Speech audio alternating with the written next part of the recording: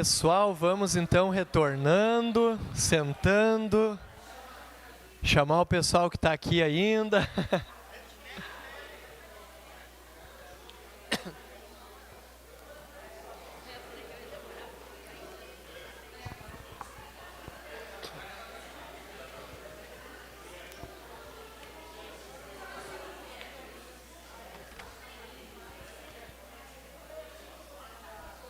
Muito bem, pessoal. Vamos indo para a nossa reta final. Vocês são heróis. Vocês são verdadeiros heróis da resistência aqui, né? Mas vamos para o nosso momento agora de... para a finaleira, como diria o gaúcho. Tá? A gente tem ainda a quarta situação, né? No grupo 4. E depois fazer, então, o fechamento, tá? Então, eu vou fazer a leitura dessa quarta situação e daí depois um representante do grupo pode nos trazer as suas deliberações e conclusões. Diz assim: alguns membros da diretoria na qual você faz parte, não precisa ser diretoria da congregação, alguma diretoria, não estão respondendo no grupo do WhatsApp, não se engajam nos projetos e não vieram nas 3 últimas reuniões. Acontece muito. Mas acontece que está no regimento que se um membro faltar 3 reuniões, deverá ser excluído da diretoria. Então, como você conduziria a situação?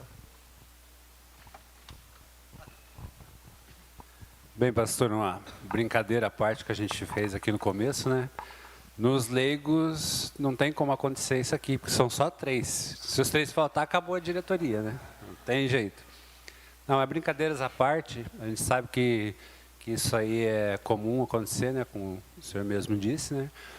E a gente conversando aqui vai de encontro ao que já foi conversado no grupo 1, né? Que foi conversado no grupo 2. E a base também foi o Mateus 18, né? O que a gente faria? Primeiramente, né? Ir conversar, algum membro da diretoria, ir conversar com essa pessoa, né? Para ver o que está acontecendo.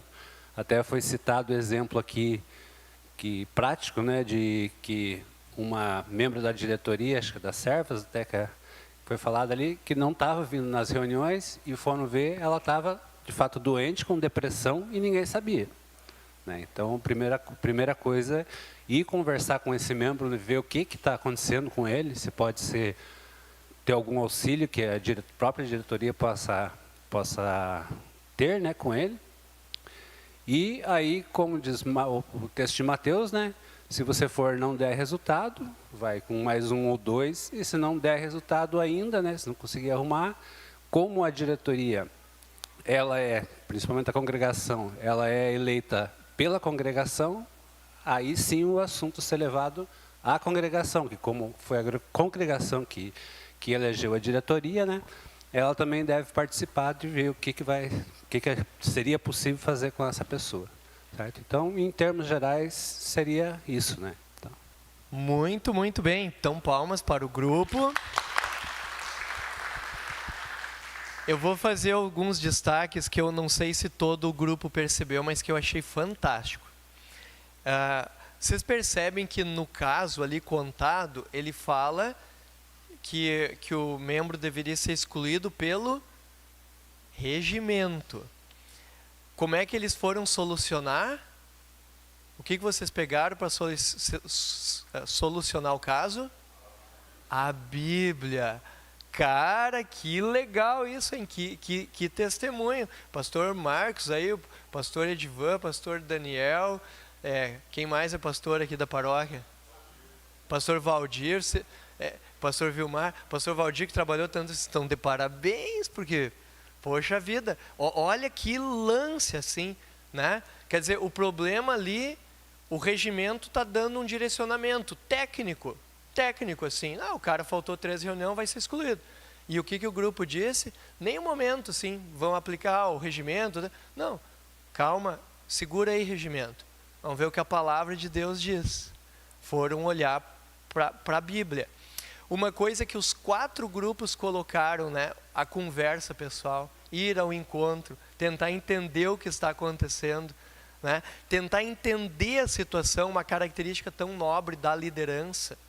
Então, de fato, assim, tentar entender o que está acontecendo, usar a palavra de Deus, e daí no final ele ainda disse, tá, se não resolveu, fala à igreja. De novo não conclamou o regimento. Claro, depois tu tá lá na igreja, na assembleia, eventualmente vai se... Realmente tu precisa então excluir aquela pessoa porque tu passou esses passos todos e entendeu que ela deve ser excluída. Bom, daí você pode invocar o regimento para legitimar então a exclusão legalmente, como tem que ser, e invoca o regimento. Mas até lá o tratamento todo baseado na palavra, cristão, falando com a igreja, né? Então, parabéns assim pela forma de abordagem. E uma outra coisa que eu percebi assim nos 4 grupos, assim, esse foco na pessoa, né? Então, não percam isso, assim, o foco na pessoa. Isso parece tão óbvio, né? Mas não é, gente, não é. Tem muitas mentalidades ainda que focam a letra, né? Focam a letra, assim, não, está escrito aqui que tem que ser demitido, vai ser demitido. Tem muitas pessoas que têm esse pensamento legalista, assim, né?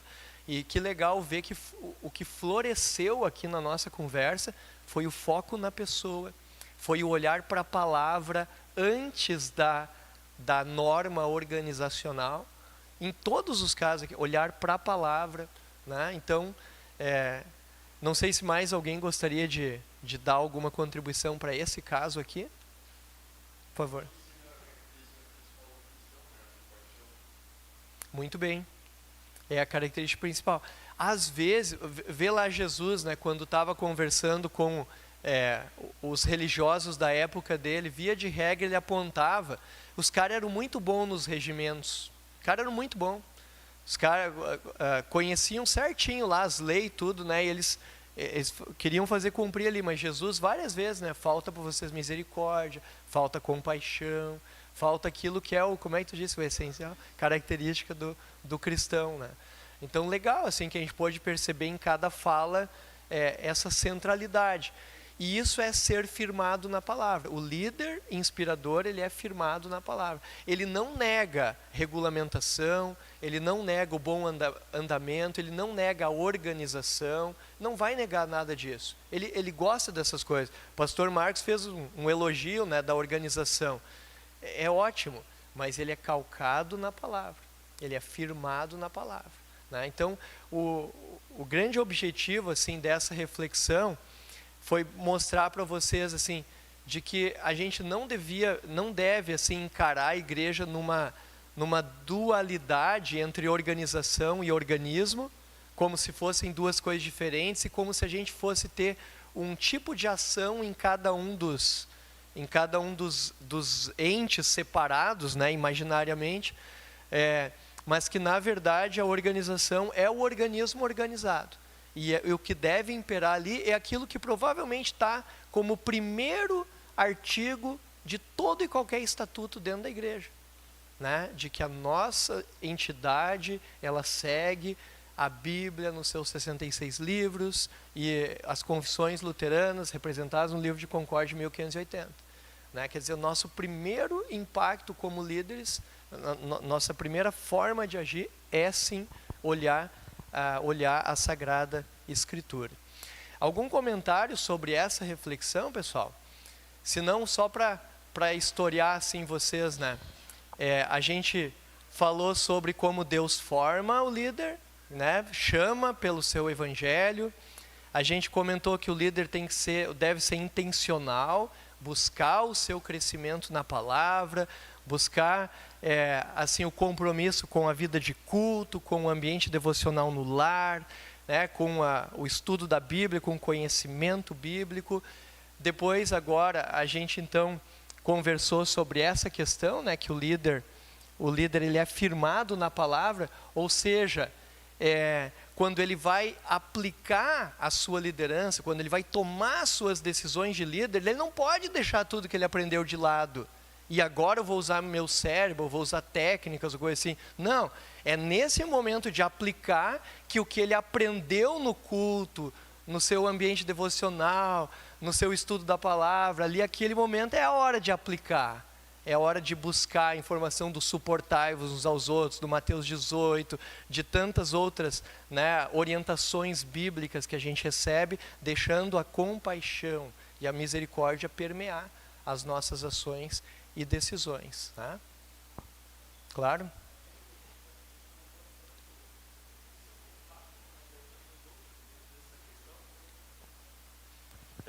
Antes foi citado o exemplo, né, da própria demissão humanizada, né? Mas esse ato de ir ao outro, olho no olho, né? Eu acho que a gente precisa, e acho que circulou entre todos, né, o fato de ir. Nós como igreja falhamos já no passado, e talvez ainda hoje a gente falha, só que de uma maneira diferente. Quem é que lembra, né, antigamente, né? O membro não estava na igreja, vamos mandar uma cartinha para ele. E aí, às vezes o que você fala é a mesma coisa, mas na cartinha ele vai ler aquilo com entonação de voz que ele pressupõe que tenha sido dito, né? Talvez hoje a gente só substituiu isso pelo WhatsApp, né? E a gente faz isso muito pelo WhatsApp, né? Vamos ver como é que ele está, coisa e tal. Mas a humanização, né? O olho no olho sempre. Então não é o que você fala, mas o jeito como você fala, e esse demonstrar compaixão, né? O ato de você ir ao encontro dele lá, acho que vai às vezes falar muito mais do que até mesmo o que você precisa dizer a ele, né? Então Vai, com certeza. Eu tenho uma experiência pessoal até nisso. O meu pai, ele ficou, 9 anos afastado da congregação, e bem na minha infância, assim. É interessante que quando eu me confirmei, meu pai estava afastado da congregação. Ele tinha sido presidente da congregação, tinha se desentendido lá com o pastor, não importa quem estava certo ou errado. No fim, todo mundo está certo, todo mundo está errado, né? Porque é uma sucessão de coisas que não deviam acontecer. E ficou 9 anos. E daí, sabe como é que meu pai voltou para a igreja? Quando a presidente da congregação, e daí é bem legal, porque na minha infância tinha uma mulher que era presidente da congregação, e depois quando eu fui pastor, em 2003, eu cheguei numa congregação em que as mulheres não podiam permanecer na assembleia, por estatuto. Daí o abismo, né, assim. Mas então, é interessante, quando eu me formei em 2003 e fui para a congregação, no estatuto regimento da congregação, as mulheres não podiam permanecer na assembleia. Não é que não podiam votar, elas não podiam permanecer no ambiente. Bem interessante. E depois foi mudado, obviamente, não durou a resolução ali. Mas, independente disso, aquela presidente de congregação, Dona Marina, ela foi lá em casa. Ela não falou para o pai, não tentou resolver os problemas, quem estava certo, quem estava... Não falou nada disso, nada. Ela simplesmente foi lá, fez uma visita de cortesia, conversou, abriu a Bíblia, inclusive, leu um texto bíblico com o pai, e no final ela disse, eu te visitei aqui e eu quero que tu me retribua a visita, lá na igreja. Só isso, assim, né? Então, isso que o colega coloca, né, essa questão de... A presença, ela é muito importante.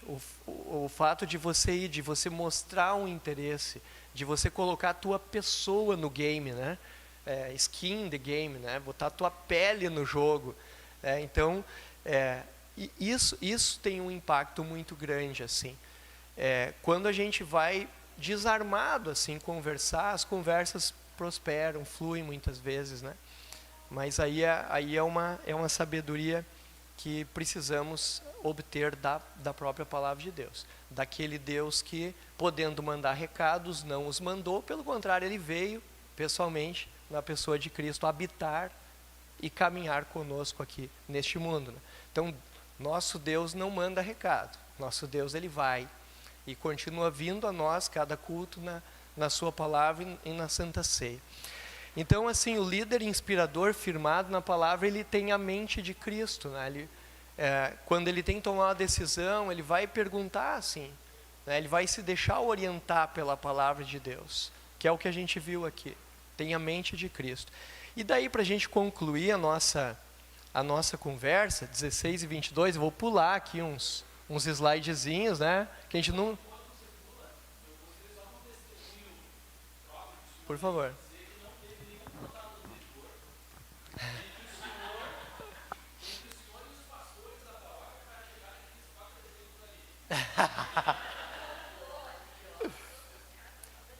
Ó, então assim, ó, para ser bem sincero com vocês, né? Esses exemplos, esses casos, assim, eu vim discutindo com a Camila no carro vindo para cá. A gente estava pensando junto na reflexão ali da liderança e a gente veio conversando. A Camila também tem muita experiência assim como líder congregacional, inclusive ela é da diretoria lá da congregação onde eu sou membro, e a gente veio debatendo o assunto que a gente está falando hoje e pensando assim. Então, realmente, eu faço coro aí com o pastor Marcos, foi surpresa para ele, né? Mas me disseram assim que de certa forma calou, assim, ele faz parte aqui da vida da congregação. Eu diria que faz parte da vida da igreja, né, gente? Assim, né? Nós somos uma carne muito parecida, sabe? Nós luteranos temos uma carne muito parecida, assim. Somos um corpo muito, né, com muitas diferenças, diversidade, mas muita coisa semelhante também.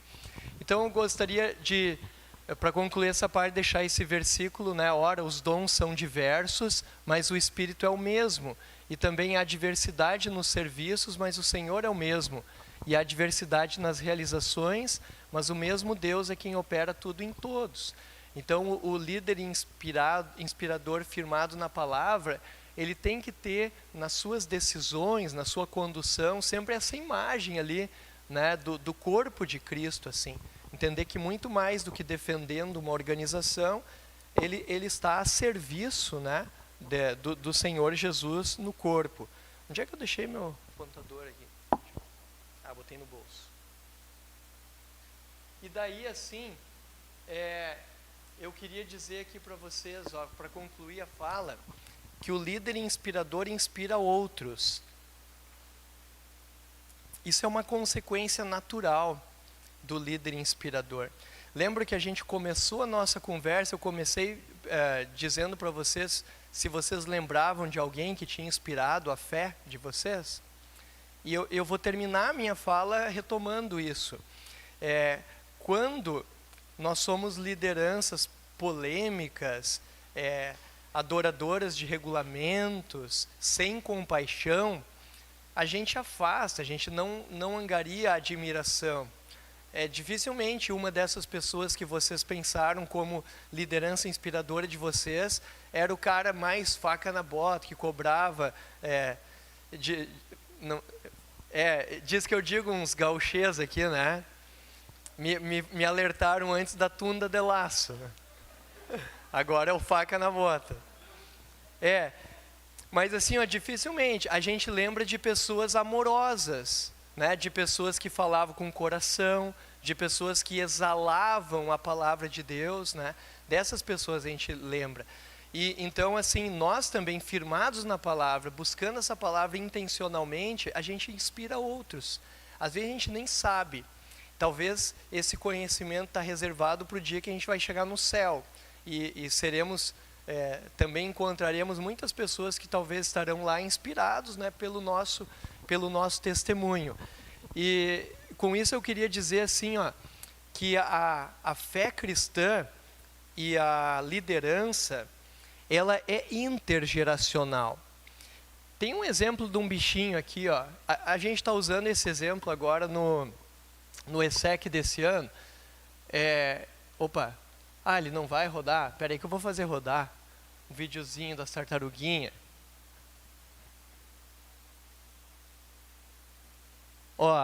Se é uma tartaruguinha, o que tem a ver com liderança tartaruguinha? O que o pastor vai falar disso? Não, terminou mesmo. Quando eclode o ovo da tartaruguinha, ela corre para o mar. Quem é que ensinou para ela? Quem é que disse para ela para que lado ela tinha que correr? Porque como é que ela sabe que tem um mar daquele lado lá? Ninguém ensinou. E ela corre para a sua sobrevivência. Dali a pouco ela já está se alimentando, ninguém vai dar comida para ela. Ela já sabe como é que ela vai se alimentar. Quem é que ensinou ela a nadar? Ela já sabe nadar. Cara, ela nasceu pronta. Incrível. Agora, contraponham com essa outra figurinha aqui, ó. O que essa figurinha sabe fazer? Ó, também tem um videozinho, deixa eu botar. Só para dar um movimentinho.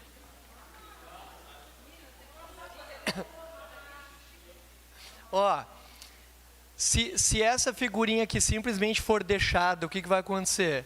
Vai morrer. Vai morrer na praia. Ó, percebam a mensagem que tem nisso. Deus não espera dos pais tartarugas que eduquem seus filhos, que cuidem dos seus filhos. Mas nessa imagem aqui já está o recado de Deus. A próxima geração, ela precisa ser cuidada, amparada, direcionada, educada pela geração que a precedeu. Né? Então, quando a gente fala de liderança inspiradora, que está firmada na palavra, é justamente por isso. Vocês que estão aqui hoje são instrumentos de Deus para inspirar os próximos e farão isso. Isso não é um dever de casa, vocês farão isso na medida em que forem firmes na palavra, intencionais com a palavra, compassivos nas decisões de vocês. Isso vai acontecer. Por favor.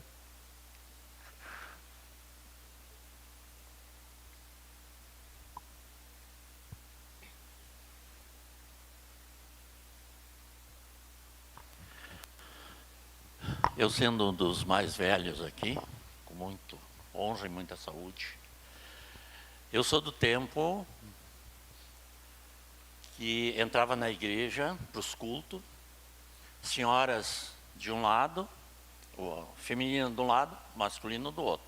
Estou lembrado muito bem que nós fazia 4 quilômetros de carroça na estrada de chão, né? Lá o pai com os rapazes ficava de um lado, a minha mãe com as irmãs, minha do outro lado. Desse tempo já. Agora, 16 de agosto, vai fazer 78 anos que eu fui batizado. 2 meses antes eu tinha nascido. A gente nota, eu fui liderança no Rio Grande do Sul, né, por alguns anos também, e aqui. O número 240 mil já vinha nas estatísticas da IELB, do Mensageiro, que eu leio o Mensageiro há 45 anos, com 243 mil essa imagem, né? Então está se reduzindo. A gente notamos hoje aqui como foi feito o convite através dos cultos, né? Diretoria, esse convite, assistência para participar, contava-se com um número maior, né? E está reduzido. Há um esvaziamento na igreja. Eu noto aqui, né, 29 anos morando aqui e trabalhando também. O senhor falou dos Estados Unidos, nós há 2 semanas viemos de lá, onde trabalha nosso genro. Lá, na congregação dele, é o contrário. Está recebendo mais, até por uma denominação, parece que é a metodista, está tendo um problema dentro. E o pastor Christopher, nosso genro, está recebendo membros lá, né, e participam, né? Um trabalho diferenciado que aqui do Brasil. Eu não sei usar as palavras, mas eu penso, como o senhor é da diretoria da IEB, também não para amanhã. Tem que se pensar uma forma de manter mais os nossos membros luteranos dentro da igreja. Não fazer coisas falsas, não sair da doutrina, não sair da doutrina de Lutero, sair da Bíblia, manter isso aqui. Eu acho que tem que se fazer, porque a população está crescendo no mundo e no Brasil. E dentro da nossa igreja está esvaziando.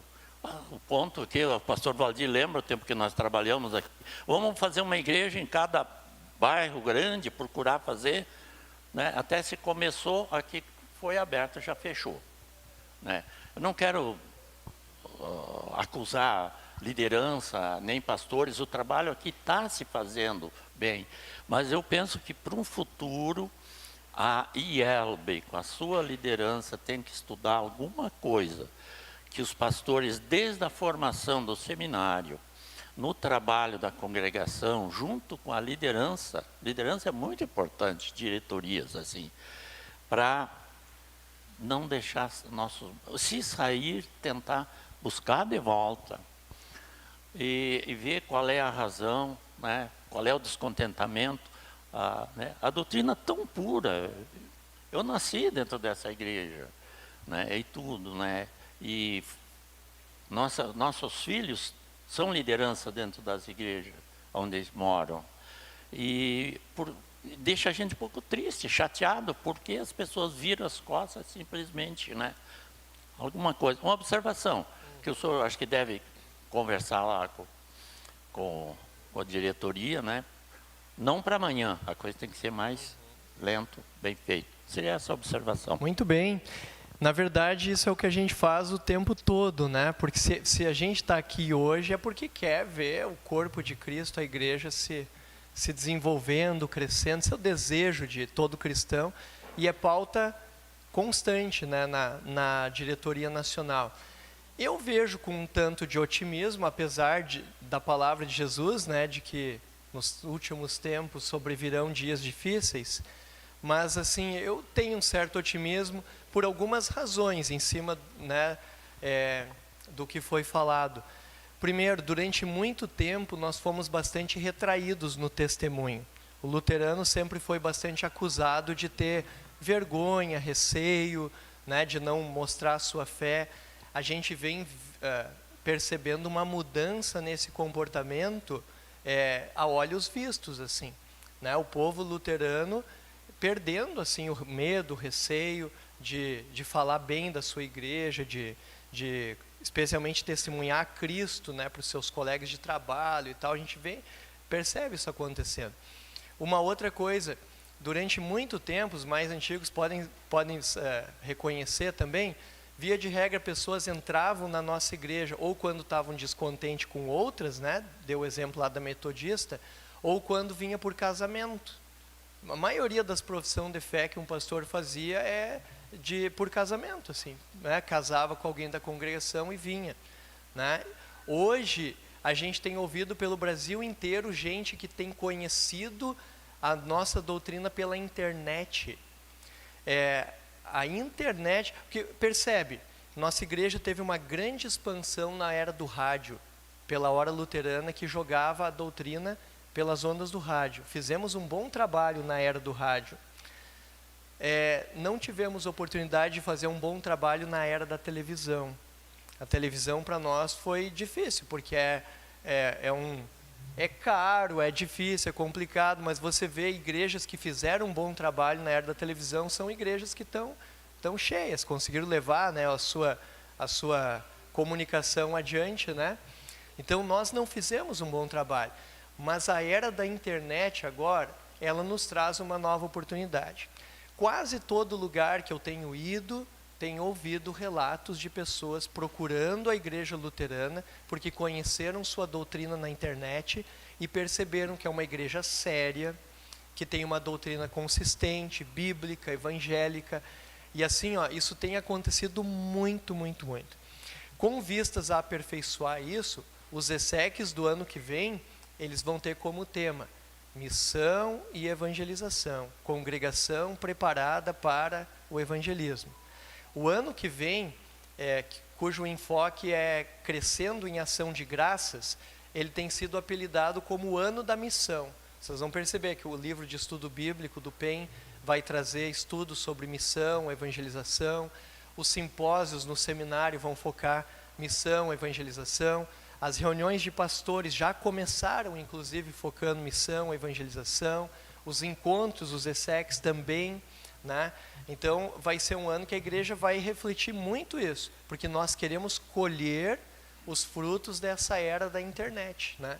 Então, fica também o desafio, a motivação aqui para a congregação, que a gente já sabe que faz um bom trabalho nesse sentido.